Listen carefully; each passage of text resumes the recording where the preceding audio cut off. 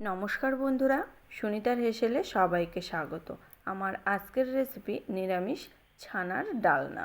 এখানে দেখুন, তার জন্য আমি এখানে 300 গ্রামের মতো ছানা নিয়েছি। এবার এই ছানার ডালনা বানানোর জন্য একটা মশলার পেস্ট তৈরি করে নেব। তার জন্য আমি এখানে একটা মিক্সির জার নিয়েছি। তার ভেতরে দিয়ে দেবো সামান্য একটু আদা, আর দিয়ে দেবো গোটা জিরে 1 চামচ, গোটা ধনে 1 চামচ, 1 চামচ চালমগজ, কয়েকটা কাজু বাদাম, আর দেবো 1 চামচ পোস্ত। আর ঝালটা নিজেদের স্বাদ অনুযায়ী ব্যবহার করবেন। এবার এটার আমি একটা মিহি পেস্ট তৈরি করে নিয়েছি। এদিকে ওভেনে আমি একটা কড়াই বসিয়ে দিয়েছি। কড়াইতে পরিমাণ মতো সর্ষের তেল দিয়েছি।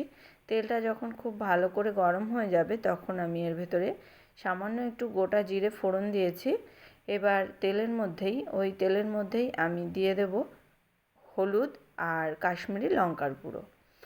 তেলের মধ্যে হলুদ আর কাশ্মীরি লঙ্কার গুঁড়ো দিলে তরকারির কালারটা খুব ভালো আসে, তার কারণেই আমি এখানে হলুদ আর কাশ্মীরি লঙ্কার গুঁড়োটা তেলের ভেতরেই দিয়ে দিয়েছি। এবার এখানে আমি বেটে রাখা মশলাটা দিয়ে দিয়েছি। মশলার বাটি ধোয়া সামান্য একটু জলও দিয়েছি।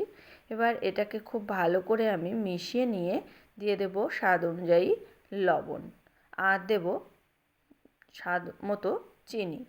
এই চিনি আর লবণ দিয়েই মশলাটাকে আমি একটু খুব ভালো করে কষিয়ে নেব, মশলা থেকে তেল ছাড়া পর্যন্ত। এখানে বারে বারেই নাড়াতে হবে, কেননা চালমগজ দেওয়া আছে, আবার কাজু বাদামটাও দেওয়া আছে। তার কারণেই অনবরত নাড়তে নাড়তেই মশলাটাকে আমাদের ভালো করে কষিয়ে নিতে হবে। দেখুন, মশলা থেকে তেল ছেড়ে গেছে। এবার আমি এখানে দিয়ে দেব কয়েকটা কাজু বাদাম আর কয়েকটা কিশমিশ। এবার এই কাজু বাদাম আর কিশমিশ দিয়েও আমি মশলাটাকে আরও কিছুক্ষণ কষিয়ে নেব। মশলাটা আমাদের খুব ভালো করে কষিয়ে নেওয়া হয়ে গেছে। এবার আমি এখানে দিয়ে দেব ছানাটা। এই ছানাটা দিয়েও আমি মশলার সঙ্গে 5 মিনিট মতো খুব ভালো করে কষিয়ে নেব।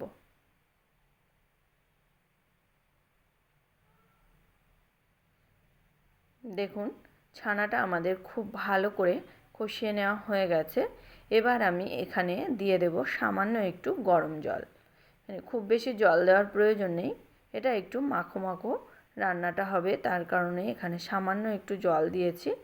এবার এটাকে আমি একটু ভালো করে জলের সঙ্গে মিশিয়ে নিয়ে দিয়ে দেব এখানে সামান্য একটু গরম মশলার গুঁড়ো,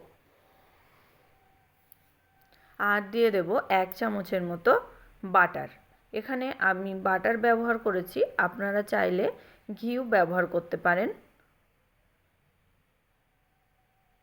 এখানে আমি বাটারটা দিয়ে আমি এটাকে ঢাকা দিয়ে রাখবো 5 মিনিটের জন্য, বাটারটা মেল্ট হওয়ার জন্য।